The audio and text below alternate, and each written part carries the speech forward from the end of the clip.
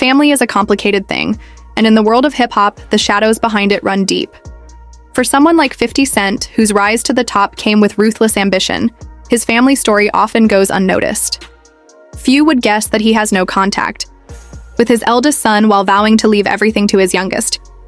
He has aired out messy drama with his exes and made it clear he never plans to walk down the aisle. But there's more to his story than meets the eye. Cent, born Curtis Jackson, is a father of two. While he's known for dominating the rap game, his family life has been filled with drama, especially when it comes to his eldest son, Marquise Jackson. Marquise was born in 1996 when 50 was in a relationship with Shaniqua Tompkins. Their relationship was rocky and eventually fell apart, leading to a long and bitter custody battle. By the time they reached a formal agreement in 2008, things had already changed drastically between 50 and his son. The rapper admitted that his relationship with Marquise deteriorated due to ongoing tension with Tompkins. The legal system further complicated things, forcing 50 to communicate with his son through lawyers rather than directly. One of the major issues, according to 50, was money. He claimed that the financial arrangements after his breakup with Tompkins altered their dynamic, making it harder to connect with Marquise. As Marquise entered his teenage years, the distance between them grew wider. Public disputes between father and son played out on social media, making it clear that their bond had almost completely faded. Yeah, I mean, like when I said that he's entitled, really it's his mom's entitlement. It's been filtered. Despite 50 Cent's success and influence in the industry, his fractured family relationships reveal a different side of his life, one filled with unresolved tension and emotional scars. As a child, Marquise Jackson saw his father as a superhero. He admired 50 Cent's success and looked up to him like any son would. But as he grew older, things started to change. Marquise began noticing patterns and feeling his father's absence more and more. By the time he was around 10 or 11, their connection had already started to fade. Fast forward to 2018, and the tension between them reached its peak.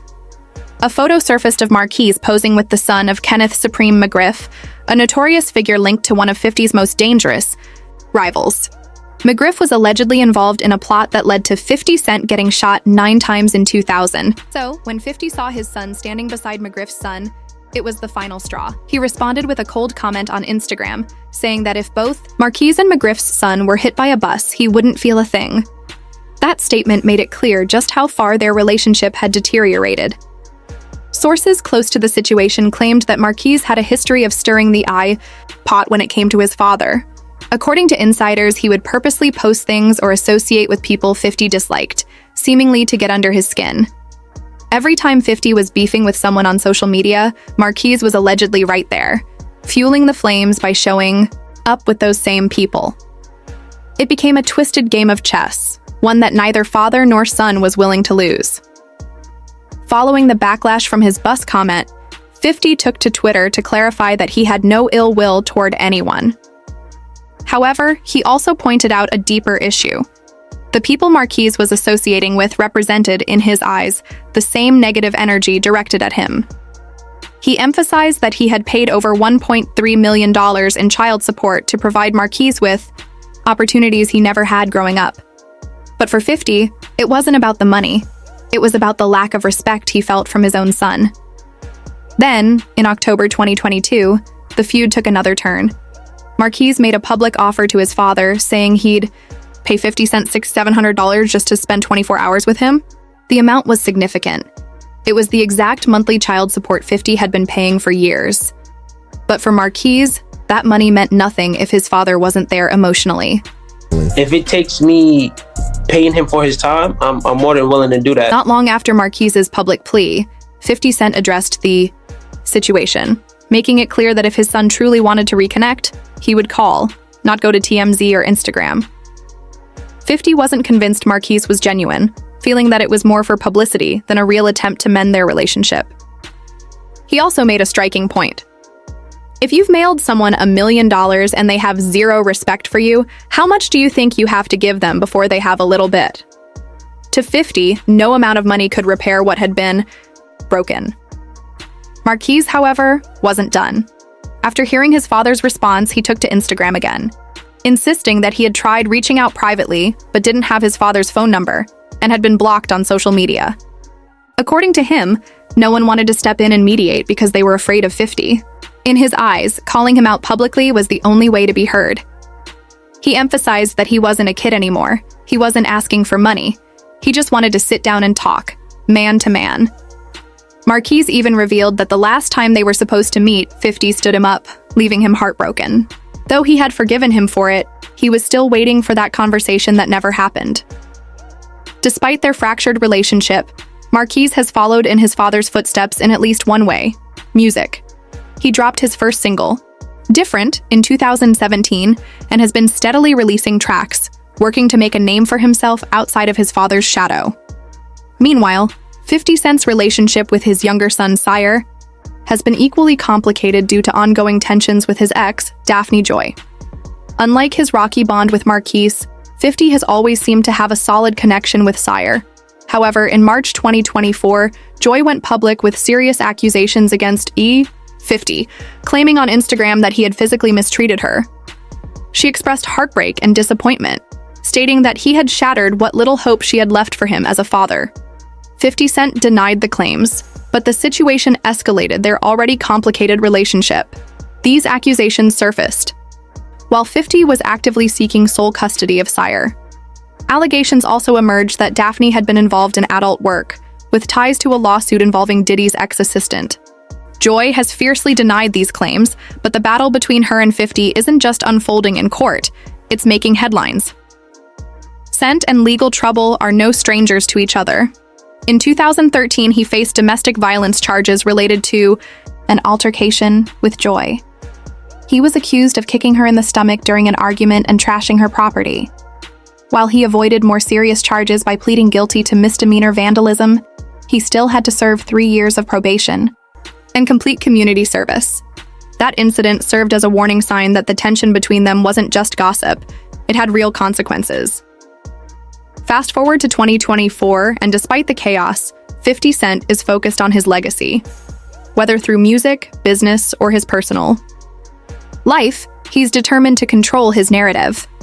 But when it comes to family, some wounds may never heal. And left her in her apartment with the gas turned on, leading to a fatal explosion. Though the exact details remain a mystery, the loss of his mother shaped 50 Cent in ways that would stay with him for life. After Sabrina's death, Curtis was sent to live with his grandparents. But without his mother's guidance, he quickly found himself drawn into the same world she had once navigated. By the time he was a teenager, he was deep in the streets, hustling to survive. He's often spoken about how losing his mother forced him to grow up fast, pushing him to become self-sufficient at an early age. Despite his rough upbringing, 50 Cent's drive was undeniable. He turned his experiences into fuel, using music as his way out. When he broke into the industry, his raw, unfiltered storytelling set him apart. He didn't just rap about the streets, he lived them. His mixtapes gained traction, and by the time Get Rich or Die Tryin' dropped in 2003, he was already a force to be reckoned with. The album's massive success turned him into a hip-hop powerhouse, and he leveraged that momentum into a business empire spanning music, film, and entrepreneurship. But while 50 has built an empire, his family life remains complicated. His relationship with his firstborn, Marquise, has been fractured for years, while his bond with his youngest son, Sire, remains strong. His legal battles with his ex, Daphne Joy, continue to make headlines, and his past struggles with loss, betrayal, and violence still linger in the background. Despite it all, 50 Cent remains focused on his legacy. Whether through music, business, or fatherhood, he's determined to secure his place in history. But as much as he's built, the question remains, can the wounds of the past ever truly heal? She did her best to provide for him and his siblings, even though she couldn't fully shield him from the harsh realities of the streets. Cent has spoken about how his grandmother tried to steer him in the right direction, but the lure of fast money and survival instincts pushed him deeper into the game. He was arrested multiple times, even doing a brief stint in a boot camp after being caught with drugs and weapons. But despite his run-ins with the law, he always had dreams of something bigger. Music became his escape. He started rapping in the late 90s, using his life experiences to craft raw, unfiltered lyrics that resonated with people who had lived similar struggles. His talent caught the attention of industry insiders, and soon he was signed to Columbia Records. But just as his career was about to take off, tragedy struck again. In 2000, 50 Cent was shot 9 times outside his grandmother's house in South Jamaica, Queens. He was left for dead, but somehow he survived. The attack put his career on pause, and Columbia Records dropped him, thinking he was too much of... Oh, I guess, really, I'm my grandmother's baby. They can't see it because I do the 50 Cent thing. But in the house the entire time, I was my grandmother's baby. a liability. But 50 refused to give up. While recovering, he doubled down on his music, recording mixtapes and building a buzz on the streets. His perseverance paid off when Eminem and Dr. Dre took notice. They signed him to Shady Records and Aftermath Entertainment, setting the stage for his meteoric rise. When Get Rich or Die Tryin' dropped in 2003, it cemented his status as a hip-hop heavyweight. Songs like In Da Club and Many Men weren't just hits. They were reflections of his real-life struggles and survival. But even with fame and success, 50 Cent never forgot where he came from. His grandmother remained a key figure in his life, someone he always respected and cared for deeply. She passed away in 2014, marking another devastating loss for the rapper. Through all the ups and downs, Curtis 50 Cent Jackson has remained one of hip-hop's most resilient figures. His journey, from losing his mother at 8 years old, to surviving a near-fatal shooting, to becoming one of the most successful rappers and entrepreneurs in the game, is a testament to his determination. His legacy continues to grow, not just in music, but in television, business, and beyond. However, the wounds of his past, his mother's tragic death, his fractured relationship with Marquise, and his ongoing battles in family court, still cast a shadow over his success. At the end of the day, 50 Cent is a survivor. And whether in music, business, or personal struggles, he's proven time and time again that nothing can break him. Cent grew up hustling in the streets, but at home, he had to convince his grandmother to let him walk back from school. Living with her wasn't always easy. There were 8 people in the house, making it crowded and tense. His aunt Sylvia, once the baby of the family, wasn't thrilled about his presence. He noticed how his grandmother sometimes hesitated before speaking to him, as if she saw something deeper. "I think she sees my mother's face on top of mine," he once said. That realization weighed on him, knowing he was a constant reminder of the daughter she had lost. Despite the challenges, his grandmother was the love of his life. So when she was diagnosed with cancer, it hit him hard. His aunt kept him updated, assuring him things would be okay. But one day, while he was on the treadmill at the gym, he got the call. It was time to come to the hospital. When he arrived, the whole family was gathered. Seeing her so small, so fragile, broke him. But even then, when she heard his voice, her eyes moved, still fighting to connect with him until the very end. Have you been married? May I ask me, have you been married in the past? I'm safe. I'm not a happy hostage. You've never been married? No. Never been married? I'm here, man. I'm free. After their quiet moment together, 50 Cent watched as his grandmother's heart rate began to drop. His aunt looked at him and said, "She was waiting for you." Though 50 had seen countless deaths, friends lost to the streets, shootings, motorcycle accidents, and drugs, nothing ever hit him like losing his grandmother. Fast forward to August 2024, and 50 faced another devastating loss, his grandfather. He shared the heartbreaking news on Instagram, writing, "My old man is a tough act to follow. He sacrificed for all of us. He made me smile every time I saw him." One memory stood out. During a hospital visit for dehydration, the nurse struggled to find a vein. Trying to lighten the mood, 50 asked, "Pop, you all right?" His grandfather, ever the jokester, shot back, "If she sticks me again, I'm gonna start shooting." The response made 50 nearly fall out laughing. Despite his tough exterior, 50 Cent values keeping family close, but that hasn't always been easy. His ongoing battles with Daphne Joy, the mother of his youngest son, Sire, have only made things harder. Daphne, a model and actress known for roles in Pirates of the Caribbean, On Stranger Tides, and Frankenhood, maintains a massive Instagram following? However, behind the scenes, her relationship with 50 has unraveled into legal fights and accusations. Right there, it says, is he really celibate? 50 Cent, are you celibate? Listen, when you calm down, you can focus. All right, it's been good. I've been good to me.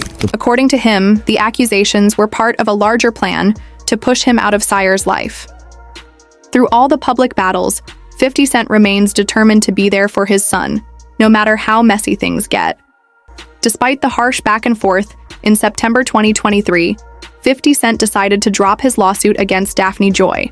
The case was dismissed, without prejudice, meaning he could refile later if he chose.